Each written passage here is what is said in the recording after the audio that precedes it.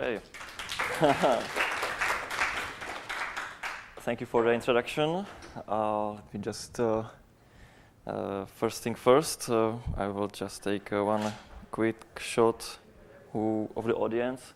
It's actually, since we have Brian Lunduki in the board, it's actually we are obligated to do so.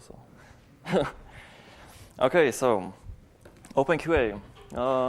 OpenQA is next big thing, but before I blow it up, let's just take a little history lesson. So, just to see the motivation why the OpenQA was created and so on.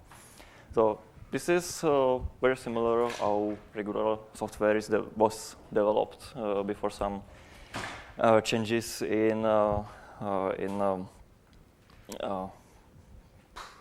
development phases also.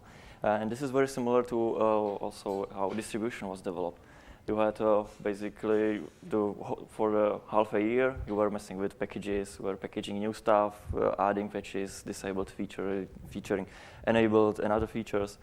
Then you just made a build check. And when you had more time, you just repeat the cycle until you hit the alphas, and then you build the alpha and shipped it to the QA. Usually, the QA weren't even able to install it, so they just shipped it back until you fixed it, and so on and so on. This was very difficult for release team to actually release some proper versions, especially giving the early milestones like alpha, beta, and so on. So with the increasing number of contributions, for example, which we had in openSUSE, it becomes so challenging to do so that we needed to rethink the situation. So we were inspired by how software development was improved by, for example, introducing unit testing and test-driven development and so on. So we just inserted the QA step right into the development of the whole distribution. The difference between development of individual projects and the distributions is that in a regular project, it's kind of easy to do unit testing and you just can test individual parts. But when we are talking about complete distribution, it's by definition integration test at least.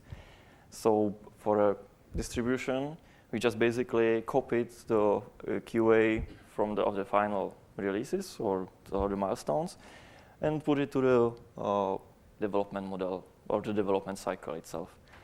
Of course, even if we had enough manpower to test all these variously failing builds and whatever, it would be a pretty boring job for a QA engineer. Just each day of a week to go to work and install the same release for once again. So we definitely needed to automate. Now that brings another set of problems because since it's its whole distribution, you have different bootloaders, you have different the installation workflow, depending whether you want to install on one disk or more, and in the RAID, encrypted disks, and so on. And of course, different desktop environments, and so we needed some universal system how to approach this, how to do this. So and also we needed to focus on the target user. The target user of the distribution is like it's not another software. It's a regular person. We need to test that it's usable for them. So the first thing we had to do that is that the automated system which is testing it need to probably see what a regular QA person see and what a regular user see. So we just take the VNC output of our virtual machines we were testing on, And we just created a bunch of reference images, and our test engine now regularly takes a screenshots each 25 milliseconds, more or less, something like that, and compare it, depending on which stage of test you are, whether the output is actually correct or not. This is other benefit that it works for complete stack. You can test even BIOS if you want with this kind of stuff. And the next step was that if we already have a VNC connection, we just started to use the VNC for input. So we don't need to install anything new on this system under test. We just everything we test, we simulate the keyboard strokes. Initially, we were using the QEMU monitor channel to simulate the key presses as on the PS2 input or something like that. But there were problems with it. There were many dropped keys and small buffers, so it wasn't typing reliably. Just we changed it to the VNC input. It's a good thing to know that once you will be writing the tests, all you do in the test is just typing what you would do when you are using the machine. So when you combine all of this together, you will get something like this. This is the reason why this presentation is 18 megabytes in size. And also we see how the test engine sees it. Just it's by the way, it's like 2 or 3 times faster than in real life. That's because if you want to review the tests, you don't want to spend 20 minutes looking at some video. Another thing is, I don't know if you can say it, but there are usually some artifacts in there. The artifacts are not from the OpenQA itself. The OpenQA is doing good screenshots, but this is the thing we can't yet catch in using the OpenQA, as that there is the bug in Intel drivers. So yeah, that's a complete video. So when we finish our testing, we have a completely tested distribution, but when we ship it, there are some few percentage of users who can't install it due to some hardware bugs which we can't yet catch in our test environment. So that's the first part. That's the test engine of the OpenQA. But for the distribution, that's not enough. As I was talking, we have plenty of different combinations. We have different DVD installation workflow for DVD disk, USB boot, network installation, then rescue images, all the different encrypted disks or RAIDs or whatever you need, and of course text mode installation, graphical modes, and so on. And you don't generally want to write the tests from the scratch for each of these workflows. So in OpenQA, we kind of get with some. When you will first try to install it or write the test, it will feel unnatural. How the tests are written.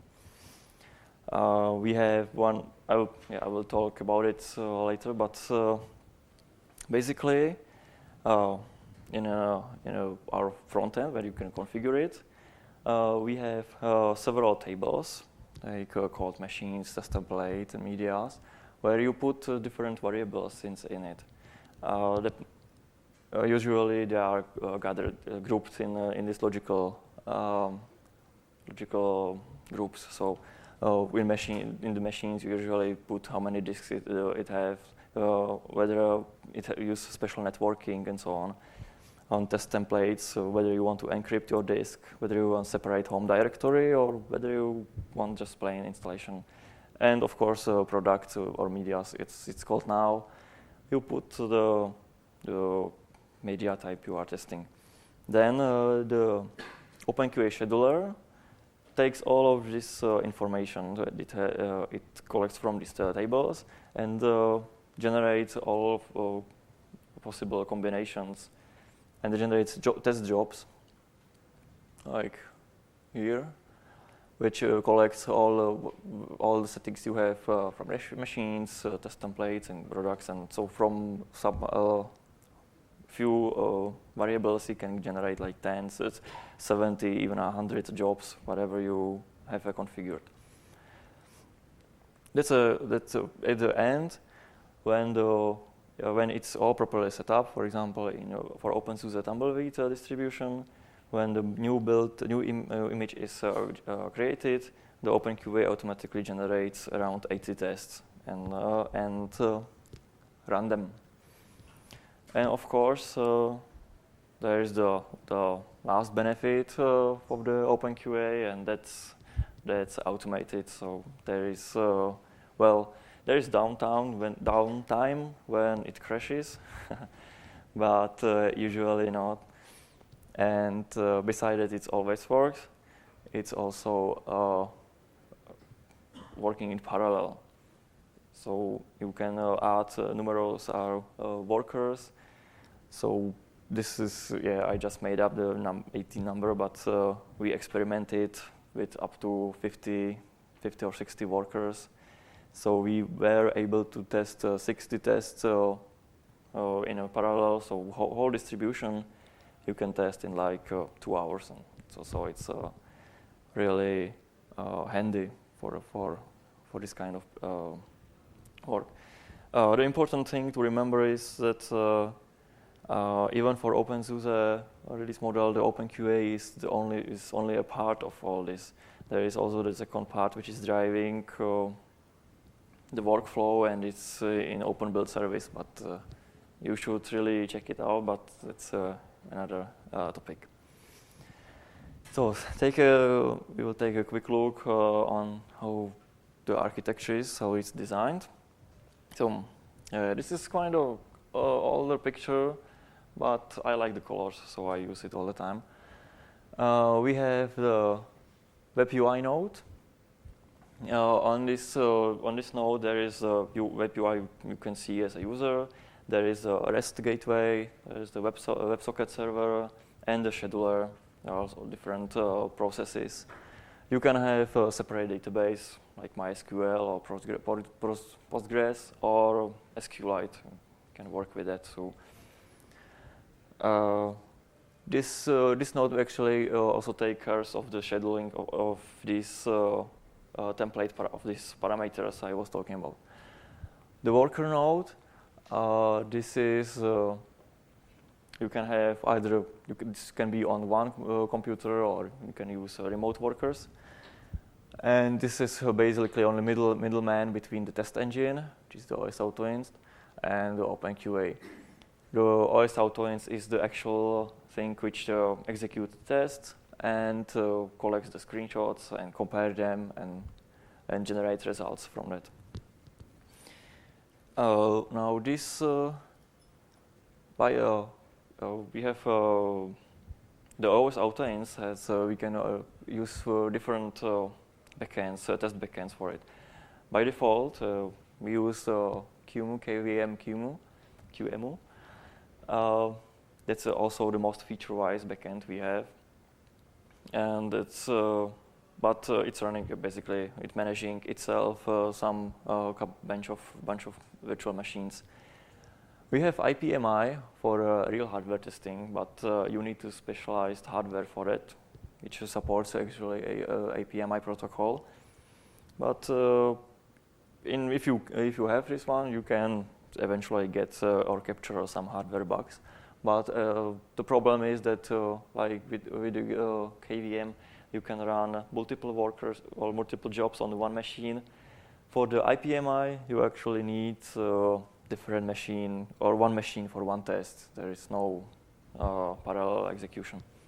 And then S390, PowerPC, PowerEM, just PowerEM is the latest added. And that's basically probably only for enterprise segment. And brief look into how the test architecture. All is written in parallel, but don't be afraid. We are trying hard to hide it.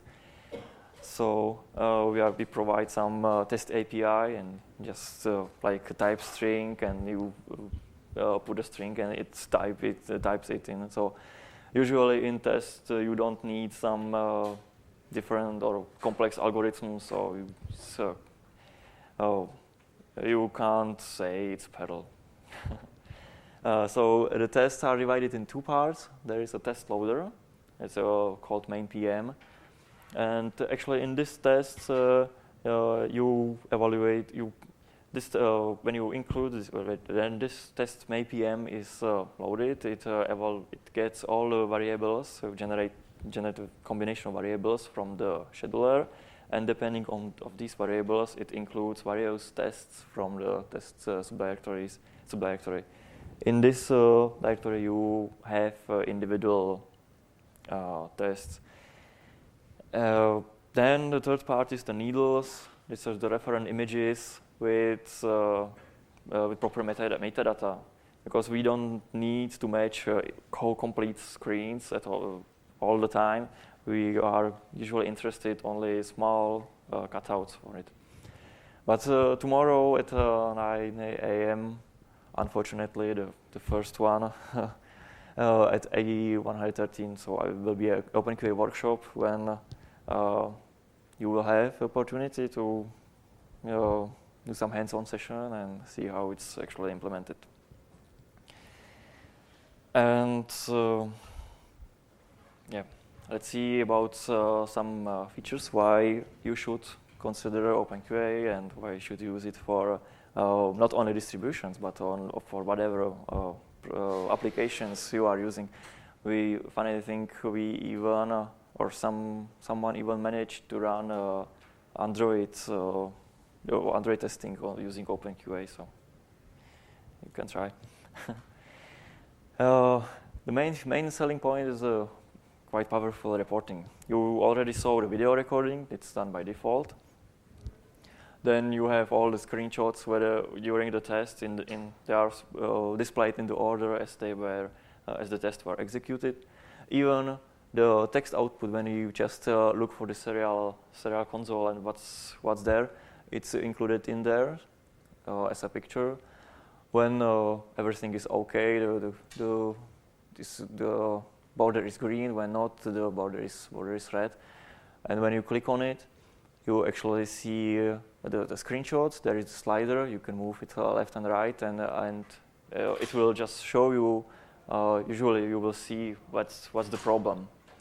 Usually, but sometimes, for example, when fonts is changed or little color variations, you for a flawed humans as we are, it will look like 100% same. But OpenQA would say no, like 90%, and that's failed. There is one reason for that also, that the os-autoinst, the test engine, to save resources, it actually downgrades the number of colors to like 16 colors or something like that. So something which look quite similar in the normal original form, the matching algorithm can see it completely differently, and it may not match. Also, we can capture audio, so we have some audio tests, and of course, as mathematicians and even computer scientists, when they are presented with some problem, they try to find whether there is a trivial, reliable solution. If not, they will convert it to the known problem.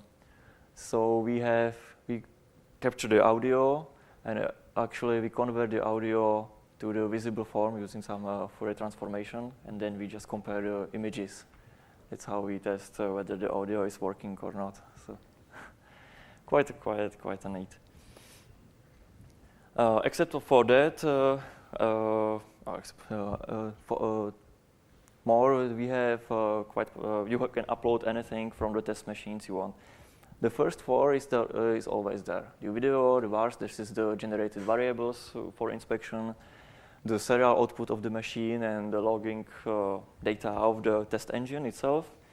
But then you can just select whatever. You just put in the test the upload logs and the name of the path to the file, and it will upload it, and you can then see it for the review whether everything is okay or not. And the last one is asset.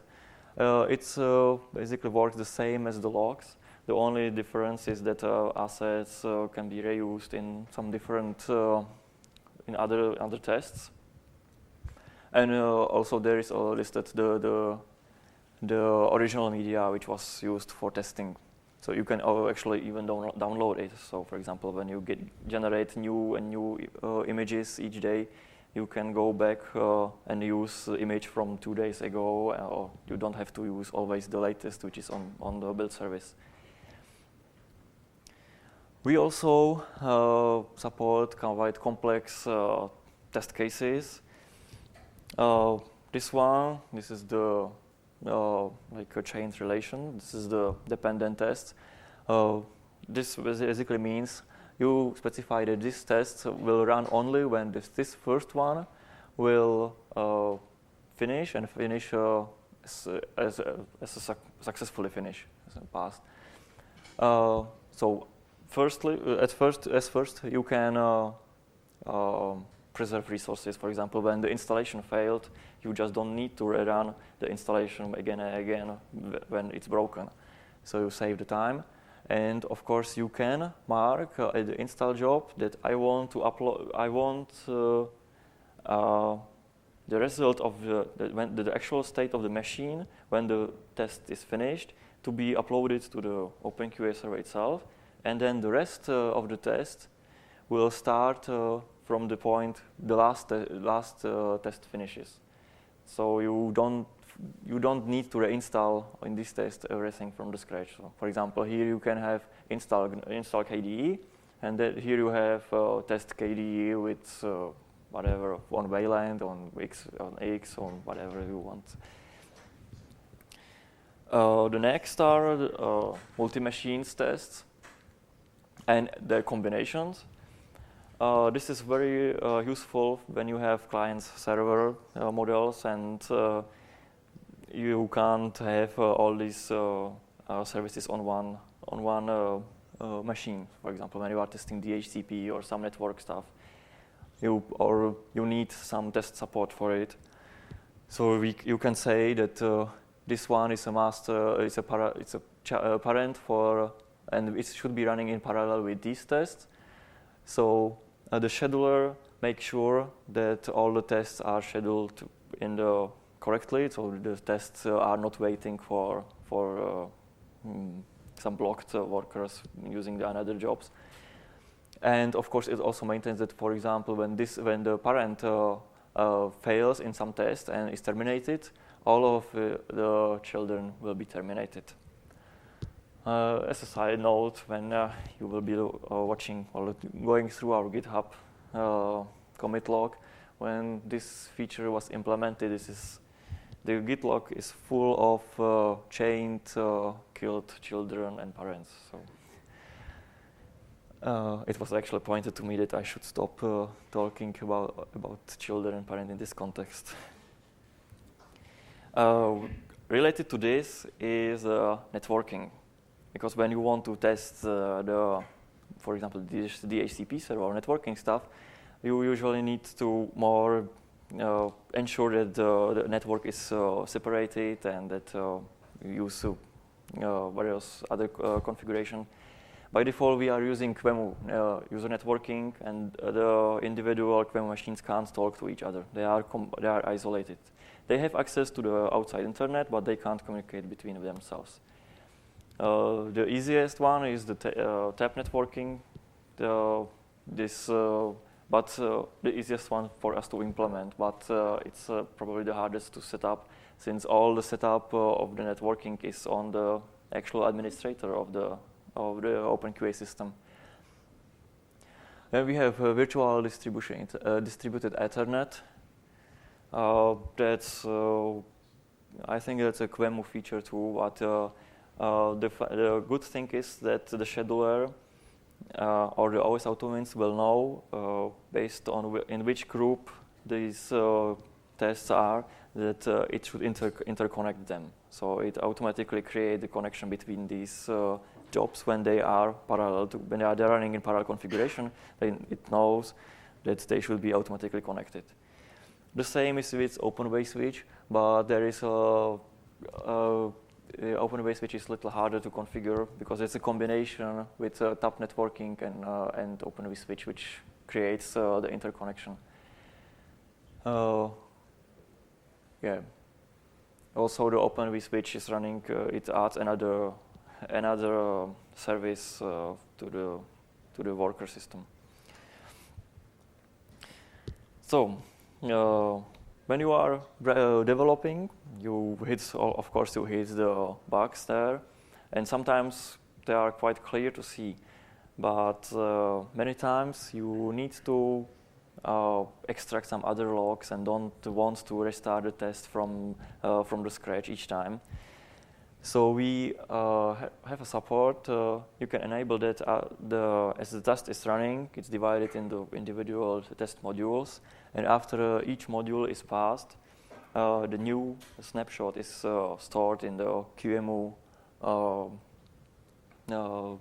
QEMU image. Yeah, it's also important to know that this is only available to QEMU backend. For example, when you are using IPMI, you are screwed. You don't have this one. The storing of this snapshot you can use for two things. The one thing is during the test development, that you will adapt the test and continue when you left, or you can take this QEMU image and boot it from outside of this of the test environment and look for the files you are interested in and other logs and so on. So you can either debug the issue itself or debug the tests. Another thing is interactive mode and remote, and we also enable remote VNC connection to the systems under test. So when the test is running, you have a icon when you click, and it will essentially pause the test execution. And you can either generate scripts. You can here under the test you have the host name where it's running and the VNC port you should connect to. You can connect to the machine, do your stuff, update needles and so on. And then if everything works correctly, you should continue. But sometimes this interactive mode is a little fragile, so you need to be patient with it. And the one thing which the administrator of whole distribution release process should may be interested in is the infrastructure to the other services. So we have a REST interface. You can get a query for test results, and trigger the new test, download assets, basic assets, and there's a quite a big API using the REST, but so you can hook it to other systems. In our example, in openSUSE way, the build service is hooked to the OpenQA. So when there is some cron jobs running, which are checking the state. When the build is finished, when the DVD build is finished, it will automatically trigger OpenQA to download it and trigger the new schedule completely new tests and so We have background tasks, which helps with cleaning all the results, and it can also, this feature added by Fedora's Adam here, it will automatically download the ISO in the background. And of course, various database support, the authentication, external authentication. There is also one I didn't list here. This is fake authentication. That's mainly for the test development, because it annoys. At least I was annoyed to always need to relog to my test development to my machine where I was developing the OpenQA. So we have a fake authentication, which is you hit login and immediately you are logged in as administrator. So with the infrastructure integration comes scalability of it. The funny thing that originally OpenQA was single process, single threaded. So when you added more workers to it, it stops to, well, you hit quite often timeouts and jobs were terminated due to it and so on. So we've switched to Modulicus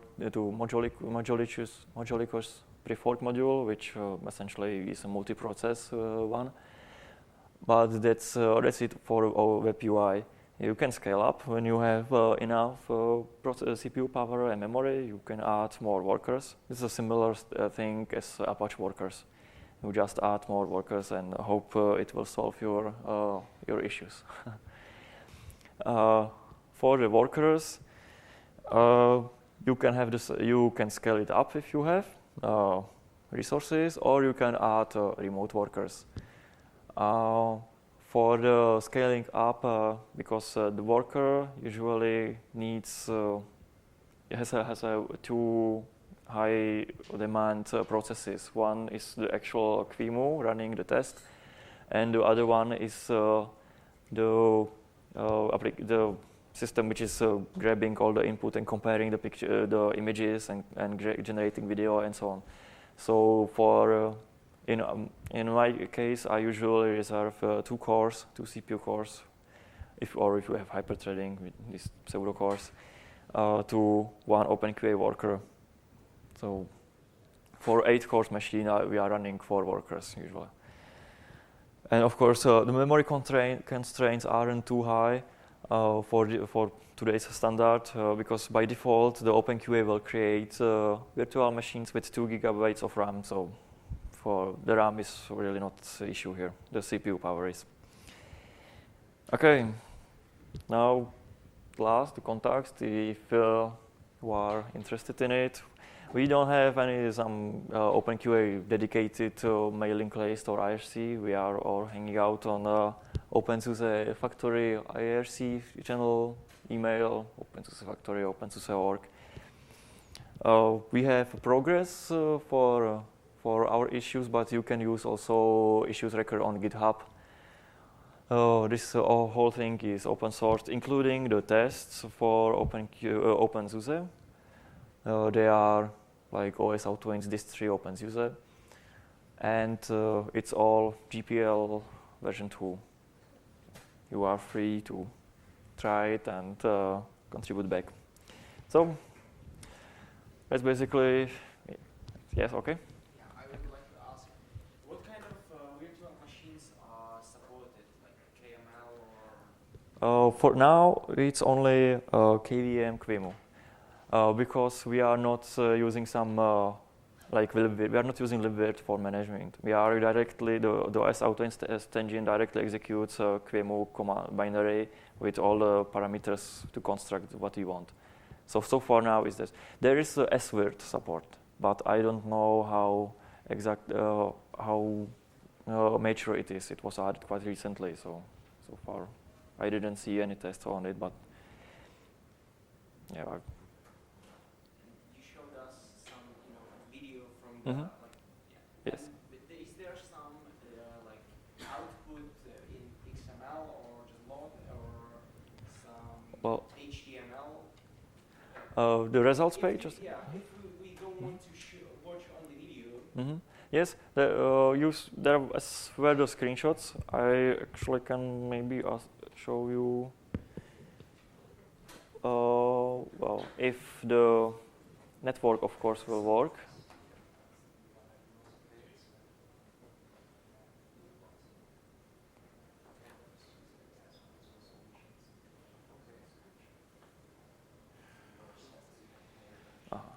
Yeah, but yeah, I need to log in back. This is annoying, but but yeah, there is absolutely a way to see all the results in the pictures. There is an overview page. Yeah, I know, but I am trying to log into the network, but yeah, no, it's not. Some of it up here, but I don't know if I could get it on the projector. This is mini HDMI or whatever. Yeah. Well. Okay. I will. It should be. Yeah, I got it, but I just need to do. It's working? All right. Okay. Now. So this is for the openSUSE test. Let's check the latest tumbleweed results. I hope the network yes. And you see, it's yes, of course. Better, right? So this is the usually the overview for the latest build. This is the build number we have for the build service for the Open Tumbleweed, and this is all the tests we run for the test suites. Okay? Like they usually test a combination of things. And let's see. I will check the KDE here. These are actually the green one. There are two greens. The greener green is everything's okay, and more of the yellowish green, it's we need to use some workarounds to successfully pass all the tests. So you can even mark a note when you use the workarounds, and then when you click, you have all the tests which were performed, and yeah, you see all the results. What it looks like. You see this. Here was used some workaround, and it was used here because it's a different color of the border. So this is the kind, but this is for displaying as for a user. We don't have. You can ask using the REST API for general overall status of the job. But we don't have like a XML file from for example, like Jenkins does, the JUnit file and so on. But we have we can work with Jenkins that you can run Jenkins jobs from the OpenQA, and when the JUnit is, you collect the JUnit, and we have functions which will parse it and put the Jenkins results in the similar view as this one. So you will see all in one page.